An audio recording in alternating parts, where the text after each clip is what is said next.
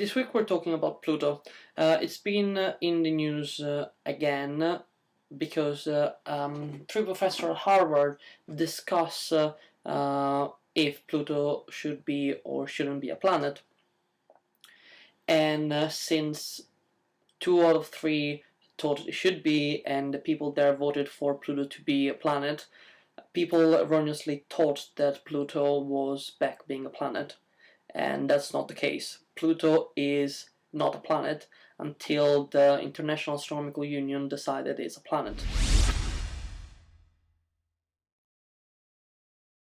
The definition that the IAU and the International Astronomical Union settled for, it's not brilliant, we're going to discuss that, but makes it impossible to have 9 planets anymore. So it's either are 8 planets plus a handful of dwarf planets, or is something like 13 planets.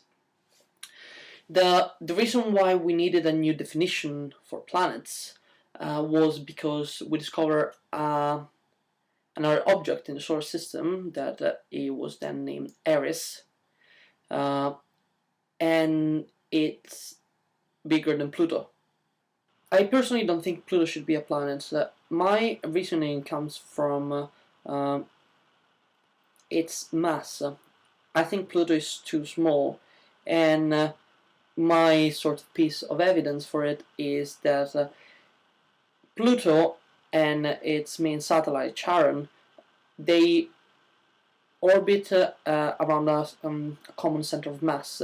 So Charon doesn't orbit Pluto, but the Pluto and Charon system, which is almost a twin dwarf planet, orbit around a point that is outside Pluto's outside Pluto. According to the IAU, a planet needs to orbit the Sun, have reached hydrostatic equilibrium, which means is almost spherical, and have claimed its own orbit. And it's the third point that make Pluto not a planet. And people usually claim the outdatedness is the third point because they're trying to argue in favor of Pluto. So saying, oh, Jupiter has the Trojan's asteroid, the Earth is full of debris and small objects, so the third point is wrong. But the thing that I focus on is the first one. The IU defines a planet, an object that orbits the Sun. So the over 600 planets, exoplanets we found with Kepler, not planets, rogue planets. There is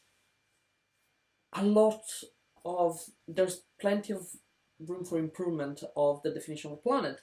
So I'm really glad that people keep debating this, although I would expand the argument to all the dwarf planets and just Pluto. My personal definition of what a planet is an object that is small enough not to have thermonuclear reactions, so anything smaller than the limit for a brown dwarf, but is big enough to be the gravitationally dominant object in its orbit. I'm sure that there are some flaws in the argument that I'm thinking of, but I think that would give us quite the focus.